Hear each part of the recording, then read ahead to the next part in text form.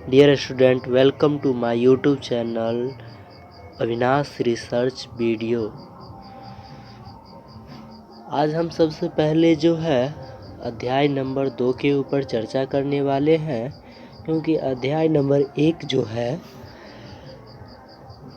वो एक विशेष चैप्टर के रूप में न हो कर के वह एक जो है इतिहास के बारे में बताए गए चैप्टर है, जिसके ऊपर चर्चा हम इसके बाद वाले वीडियो में जैसा आप लोगों के रिक्वेस्ट होगा उसके अनुसार से करेंगे, क्योंकि उसमें ज़्यादा कुछ खास बात नहीं किया गया है। उसमें बस इतिहास के विषय में कुछ जानकारियाँ बताई गई है, इतिहास के स्रोतों के बारे में बतलाई गई है, और हम इस कक्षा के इतिहास में क्या पढ़ने वाले हैं इन सारे प्रश्नों का उत्तर उसमें दिया गया है। अभी हमारे लिए सबसे पहले ज़रूरी है अध्याय नंबर 2, जिसके शीर्षक है क्या, कब, कहाँ और कैसे। ठीक है, जैसा कि देख सकते हैं इसके शीर्षक क्या लिखा हुआ है, तो क्या, कब, कहाँ और कैसे। तो इस चैप्टर में बतलाया गया है कि सोनी का सवाल। सोनी अपनी सहेली पिंकी के साथ टेलीविज़न देख रही थी, ठीक है, और टेलीविज़न पर दिखाया जा रहा था कि मानव धरती पर हज़ारों सालों से रह रहा है। सोनी सोचने लगी और उसने पिंकी से बोली कि इतने वर्षों से पहले हुआ क्या, यह कोई कैसे जान सकता है। तो पिंकी जो सोनी से 5 वर्ष की बड़ी थी, तो वह इस प्रश्न का उत्तर किस प्रकार से देती है उसी के बारे में यहाँ पे व्याख्या किया गया है।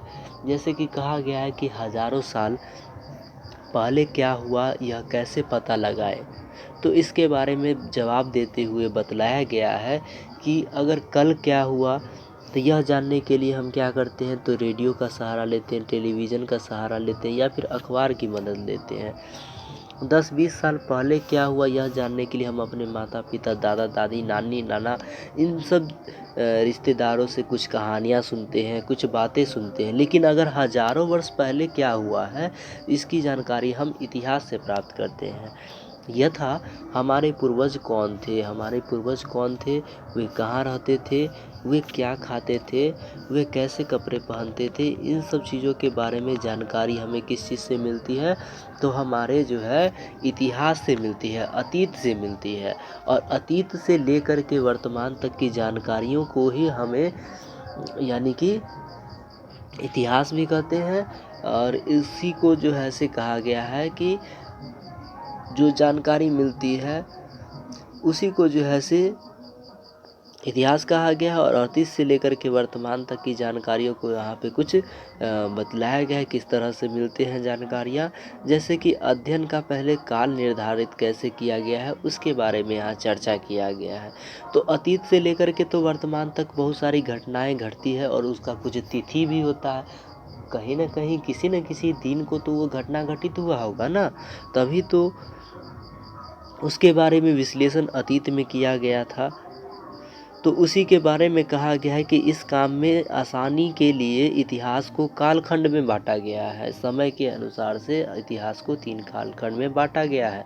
सामान्यतः 3 कालखंड निर्धारित किए गए, जिसमें से सबसे पहला आता है प्राचीन काल, दूसरा आता है मध्यकाल और तीसरा आता है आधुनिक काल।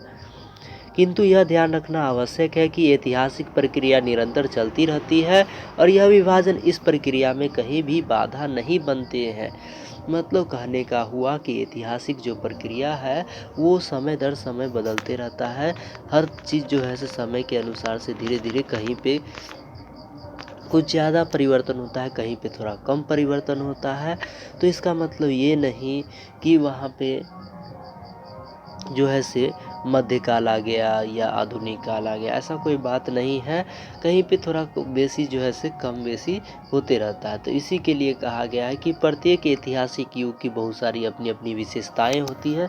ठीक है, जैसे कि भारत में प्राचीन काल मानव जाति के आरंभिक क्रियाकलापों से लेकर के 8वीं शताब्दी के पूर्वार्ध, जैसे कि अगर हम कहें तो प्राचीन काल भारतीय इतिहास में कब को कहा गया है, तो वही बतलाया गया है कि भारतीय इतिहास में प्राचीन काल दूसरा कहा गया है और दूसरा जगह के इतिहास में हो सकता है कि प्राचीन काल को दूसरे तरीके से बांटा गया होगा। तो हमारे यहाँ कहा गया है कि कि जब से मानव जो है प्राचीन काल का शुरुआत कहा गया है कि जब से कोई मानव जो है से आरंभिक क्रियाकलाप कुछ करने लगा है उस समय से लेकर के 750 ईस्वी अर्थात 8वीं शताब्दी के पूर्वार्ध तक निर्धारित किया गया है। और इसके आरंभिक जो चरण है, ठीक है, और इसके आरंभिक चरण को क्या कहा गया है तो पूर्व ऐतिहासिक काल भी कहा गया है। जैसे कि जब ये ऐतिहासिक काल जब शुरुआत होता है प्राचीन काल, तो इसके शुरुआत का जो समय था उसको पूर्व ऐतिहासिक काल कहा गया है, क्योंकि उस युग की घटनाओं का कोई क्रमबद्ध लिखित इतिहास उपलब्ध नहीं है, ठीक है। और इस काल में मनुष्य ने आग एवं पहियों का उपयोग सीखा, खेती एवं पशुपालन जैसे तरीकों को सीखा, और इसी समय गांव एवं कस्बों तथा शहरों का विकास हुआ, ठीक है। और 6ठी शताब्दी ईस्वी पूर्व से, कितने शताब्दी ईस्वी पूर्व से, तो 6ठी शताब्दी ईस्वी पूर्व से सुसंगठित राज्यों का निर्माण शुरू हुआ। ये बात डिनोटेड करने वाली बात है, कितने शताब्दी से, तो 6ठी शताब्दी ईस्वी पूर्व से जो है सुसंगठित राज्यों का निर्माण होना शुरुआत हुआ, और कालांतर में विशाल साम्राज्यों की स्थापना हुई, ठीक है। कालांतर में बहुत सारे विशाल साम्राज्यों की स्थापना हुई, तो जिसमें से कहा गया है कि 6ठी शताब्दी तक आते आते इन साम्राज्यों का विघटन होने लगा और पुनः छोटे छोटे राज्य अस्तित्व में आ गए, ठीक है।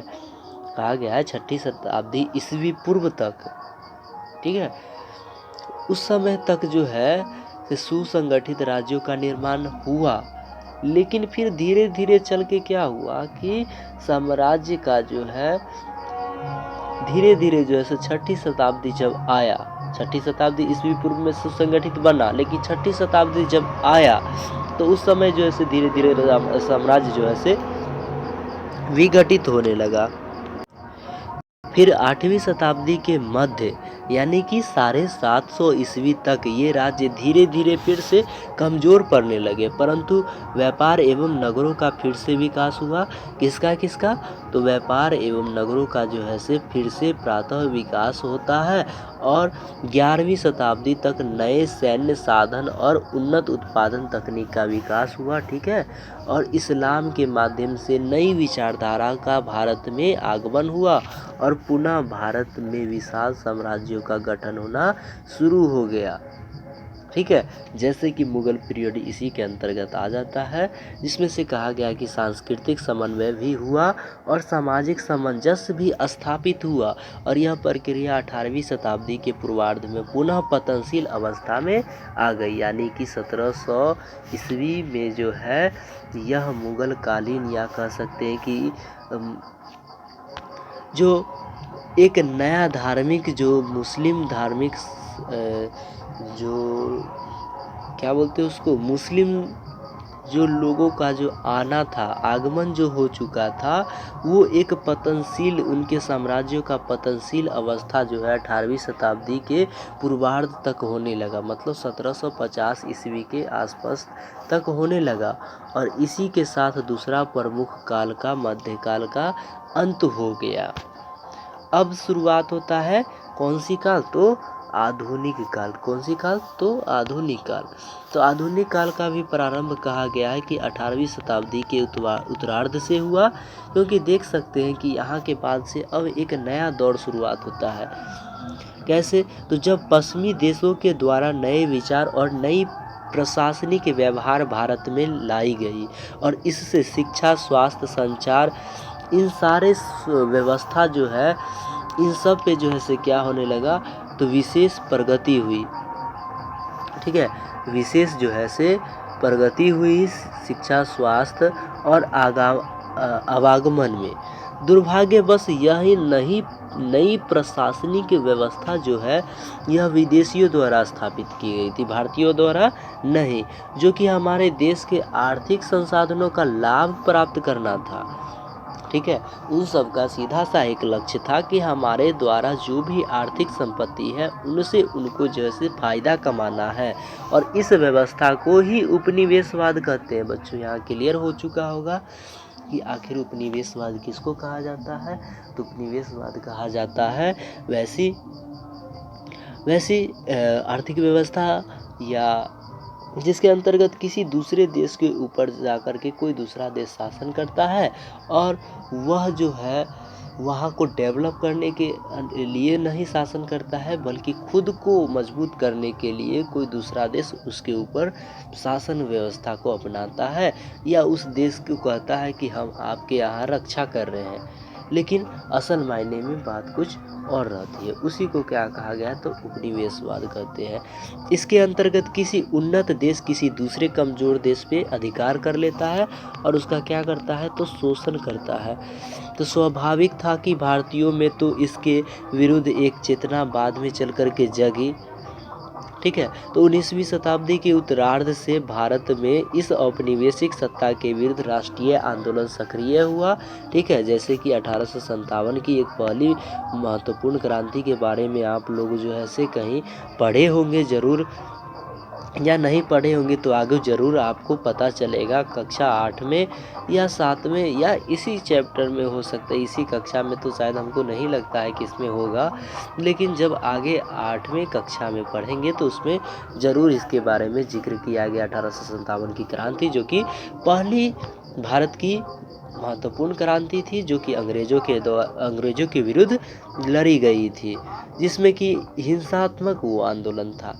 लेकिन बाद में चल कर के इस औपनिवेशिक सत्ता के विरुद्ध राष्ट्रीय आंदोलन सक्रिय हुआ, जो कि सत्य और अहिंसा के सिद्धांतों से प्रेरित रहा, जिसके कारण से जिसके फलस्वरूप से सन 1947 में भारत को आज़ादी मिली और एक नया संविधान बना और इस संविधान के द्वारा जनता को अपने प्रतिनिधियों द्वारा शासन का अधिकार मिला और यही काल भारत के आधुनिक काल का इतिहास का प्रतिनिधित्व करता है। ठीक है बच्चों।